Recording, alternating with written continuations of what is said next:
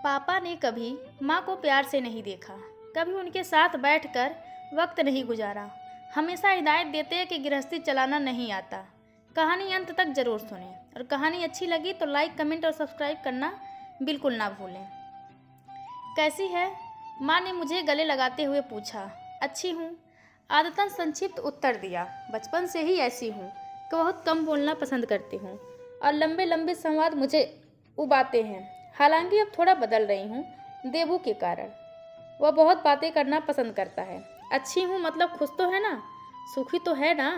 विवाह के 6 महीने बाद मायके रहने आई बेटी से ऐसा सवाल किसी भी माँ के लिए पूछना स्वाभाविक ही है। विवाह के बाद 1-2 बार ही आई थी। देबू साथ होता था तो ज़्यादा वो बात भी नहीं हो पाती थी। पग फेरे के बाद वह घूमने चली गई थी पति के साथ सिंगापुर। फिर किसी न किसी रिश्तेदार के घर में कभी लंच तो कभी डिनर पर जाना लगा ही रहा, इसीलिए आना हुआ भी तो 1-2 घंटे के लिए। इस बार तो यह कह कर आई है कि माँ के साथ वक्त बिताना चाहती है। हंसा था यह सुनकर देवू। 23 वर्ष उनके साथ बिताए हैं, पहले 23 बरस मेरे साथ बिता लो, फिर जाकर रहना अपने मायके। बहुत हिसाब किताब कर रहे हो? देबू की बाहों में समेट उसने उसके होठों पर उंगली फेरते हुए कहा था। व्यापारी हूँ, फायदा नुकसान पहले है। वह कह नहीं पाई थी कि क्यों रहना चाहती है माँ के साथ कुछ दिन। खुश हूँ क्योंकि इतनी चिंता करती हो, मैंने चिढ़ते हुए कहा। कभी अपनी भी चिंता किया करो, कितनी थकी थकी लग रही हो माँ। माँ ने हैरानी से मेरी ओर देखा। हैरानी की बात तो थी उनके लिए, क्योंकि पहले तो कभी माँ के प्रति ऐसी संवेदना या चिंता मन में जागा नहीं था मेरे अंदर। सच कहूँ विवाह के बाद ही सब कुछ समझ पाई हूँ। 6 महीनों में मैंने जैसे एक अलग ही दुनिया जी ली है। मैं हमेशा बिंदास और मनमर्जी करती आई थी। मैं कैसे समझ पाती माँ का पीड़ा। और हम दोनों बहनों और छोटे भाई को पालने में उम्र बिता दी माँ ने। पापा के लिए माँ हमेशा ऐसी घरेलू महिला रही जिनका काम घर संभालना, उनकी ज़रूरतें पूरी करना और बहुत सारी परेशानियों से उन्हें मुक्त रखना ही रहा है। पापा ने तो कभी माँ को प्यार भरी नज़रों से देखा तक नहीं, यहाँ तक कि ललचाई दृष्टि से भी नहीं। कभी उनके सौंदर्य की, उनकी देह के लचीलेपन को सराहा भी नहीं। उनके लंबे बालों पर क्रस्क नहीं किया, ना ही गजरा लेकर आए, यह जानते हुए कि माँ को गजरा लगाना कितना पसंद है। कभी उनके साथ बैठकर वक्त भी नहीं गुजारा। कभी बात की भी तो पैसों को लेकर या हिदायत देने के लिए कि तुम्हें ना समय प्रबंध आता है, ना ठीक से गृहस्थी चलाना। पैसा बचा कर रखना तुम्हारा कर्तव्य है। जब पापा अपना गुब्बार निकाल जाने लगते तो माँ कैसे उन्हें हसरत भरी निगाहों से देखती थी। अब समझ सकती है कि वह ऐसा क्यों करती थी। माँ पापा के चेहरे पर अपनी जगह तलाशती थी, अपने लिए उनके होठों पर प्रेम से सराबोर मुस्कान ढूंढती थी। मुझे इस बात की खुशी है कि तेरी अकड़ में कमी आई है। प्रेम जादुई होता है ना माँ, तुमसे बेहतर और कौन समझ सकता है। क्या मतलब? माँ चौंक उठी थी और मैं अनायास अपने मुंह से निकली बात से ध्यान हटाने के लिए बोली, तुम अपना दब्बूपन कब छोड़ोगे? विरोध की थोड़ी बहुत झलक दिखाना गलत नहीं होता। अपने लिए जीना स्वार्थी होने की निशानी नहीं, बल्कि जो जीवन मिला है उसके लिए ईश्वर को धन्यवाद कहने का एक ढंग होता है।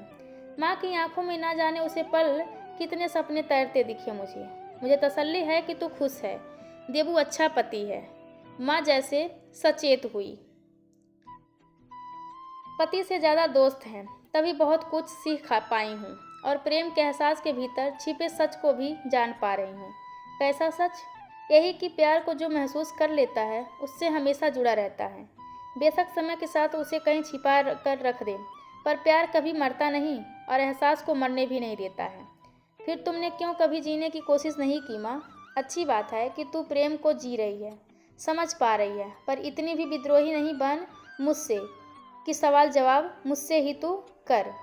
काम है रसोई में, पूरा जीवन तो इसी रसोई में बिता दिया। कभी मन में इच्छा नहीं हुई कि एक बार तो कभी पापा तुमसे कहें कि वह तुमसे प्रेम करते हैं, उनका तुम्हारे बिना कोई अस्तित्व नहीं है?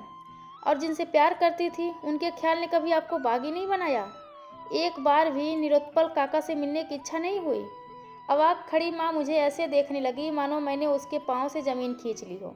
क्या बकवास कर रही है सिद्धू, तुझे यह सब कैसे पता? मैं मिली हूँ उनसे, मेरे ससुराल के बगल वाले घर में रहते हैं। उन्होंने ही बताया कि तुम और वह बचपन में पगडंडियों पर साथ चलते चलते ही जवान हुए। मेरी बात सुन माँ माथे पर हाथ रख रसोई में रखे स्टूल पर बैठ गई और बहुत अजीब सी नज़रों से मुझे देखा। पता नहीं उनमें हैरानी थी, अफसोस था या पीड़ा थी। बहुत कुछ था उस पल उनकी नज़रों में। माँ एकदम चुप बैठी थी, जैसे किसी को कुरेदा जाए तो वह भीतर ही भीतर अपने घावों को सहलाने की कोशिश करता है। माँ भी शायद खो गई थी। सच में वह सोच रही थी अपने बचपन के साथी नीलोत्पल के बारे में। वह समय जब दोनों के सुख दुख एक से थे, एक ही पगडंडी पर दोनों साथ चलते थे और उस पगडंडी ने जैसे उनके जीवन को भी एक कर दिया था। एक साथ स्कूल जाते थे और रास्ते में वह कभी उसको कच्ची इमली तोड़कर देता तो कभी आम से उसकी झोली भर देता। दोनों ने मन ही मन तय कर लिया था कि बचपन की यह दोस्ती बड़े होने तक कायम रखेंगे। कॉलेज तक वे साथ रहे। फिर नीलोत्पल आगे की पढ़ाई के लिए कोलकाता चला गया और वहीं उनकी शादी कर दी गई। वही था जो बहुत प्यार से उसका नाम लेता था। जब वह उनको रूमी कहकर पुकारता था तो लगता था मानो कोई धुन बज रही है। याद नहीं उन्हें कि कभी मिट्ठू के पापा ने उन्हें नाम लेकर पुकारा हो। हमेशा मिट्ठू की माँ, सोनम की माँ, परितोष की माँ यही कहा। सच अपना नाम भूल ही गई है वह। एक बार मिलना नहीं चाहोगे उनसे? मैंने रात में उनसे पूछा। माँ से इससे पहले कभी मैं लिपट कर नहीं लेटी थी। इस बार एक पल के लिए भी मैं माँ से अलग नहीं होना चाहती थी। मैं उन्हें प्रेम का अनुभव करवाना चाहती थी जो उन्हें पापा से कभी नहीं मिला। और नीलोत्पल काका आज भी सिर्फ उन्हें ही याद करते हैं। माँ, जिंदा रहने के लिए प्रेम होना बहुत ज़रूरी है तो और तुम्हें अपने प्यार को जिंदा रखना चाहिए। मिल लो एक बार नीलोत्पल काका से, वह इसी शहर में है। मैं उन्हें अपने साथ ही लाई हूँ, होटल में ठहरे हुए हैं। अब क्या करूँगी मिलकर मिट्ठू? क्यों अतीत को वर्तमान में उलझा रही है? जो बीत गया उस पर धूल पड़ी रहने दे। एक बार अपने मन की बात तो कह दो। क्या हो जाएगा? कुछ नहीं। तुम्हारे चेहरे पर रौनक तो लौट आएगी। जब जब नीलोत्पल काका के बारे में सोचोगी जीने की उमंग तो पैदा होगी। और उन्हें भी हक है कि वह एक बार तो तुमसे मिलकर जान ले कि तुम उनसे प्रेम करती थी। इसमें कुछ गलत नहीं। बेशक मन ही मन तुम दोनों एक दूसरे से प्रेम करते थे, पर कभी कहा तो नहीं ना। अपने प्रेम की स्वीकृति देकर, अपनी भावनाओं को शब्द देकर उस अफसोस से तो बाहर निकल आओ। स्वीकृति का अधिकार तुम दोनों को है। उस स्वीकृति के सहारे जीना आसान हो जाएगा तुम दोनों के लिए। तुम बस एक बार मिल लो नीलोत्पल काका से। माँ ने कसकर मुझे सीने से चिपटा लिया। उनके निस्तेज चेहरे पर रौनक की चमक थी। सुबह माँ चाय का प्याला मुझे थमाते हुए बोली, कब चलना है बता दे। तो दोस्तों, यह कहानी आप सभी को कैसी लगी कृपया कमेंट करके ज़रूर बताएं और चैनल को लाइक शेयर और सब्सक्राइब करना बिल्कुल ना भूलें। धन्यवाद आप सबको।